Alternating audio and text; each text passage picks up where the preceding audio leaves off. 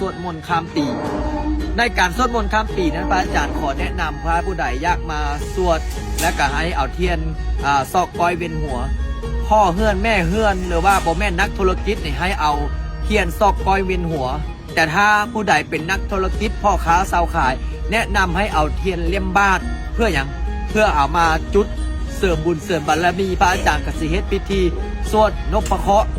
สวดคาถาเงินล้านสวดธรรมจักรเสริมบุญเสริมบารมีอันนี้ขึ้นกับความเชื่อส่วนบุคคลเนาะเพราะว่าอย่างบางคนนี่จักเป็นยังไงช่วงนี้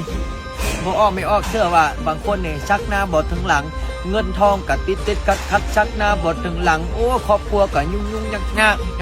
ติดคัดเงินกับหายากกว่าซันซะบางคนเนี่ยเป็นหนี้เป็นสินบางคนเนี่ยมู่ยืมไปกับบอไซนี้น่ะบางคนอยากขายที่อยากขายทางบางคนอยากเจริญหน้าที่ตำแหน่งการงานพระอาจารย์แนะนำมาสวดมนต์ภาวนาลงเมืองจิตใจจะได้สงบและก็มาเฮ็ดเทียนเสริมบุญเสริมบารมีว่าจุดเทียนเสริมดวงนี่คือให้ส่งเสริมให้เฮาเฮ็ดความดีเนาะเพราะฉะนั้นแล้วพระอาจารย์บอกอยากให้พลาดงานนี้ถ้าผู้ใดมีธูปมีเทียนอยากเอามาจุดพระอาจารย์กสิสวดคาถาเงินล้านเสริมบุญเสริมบารมีให้เพราะฉะนั้นแล้วอย่าลืมอย่าพลาดอย่าตกกระบวนบุญเด้อพอออกไม่ออกเด้ออย่าตกกระบุญบุญเด็ดขาดมาร่วมนำกันได้ถ้ามามาร่วมจุดเทียนเสริมบุญเสริมบารมีนำกันเสริมโชคเสริมลาภวาสนาบารมีเนี่ยบางคนนี่ดวงตกดวงซวยปีนี้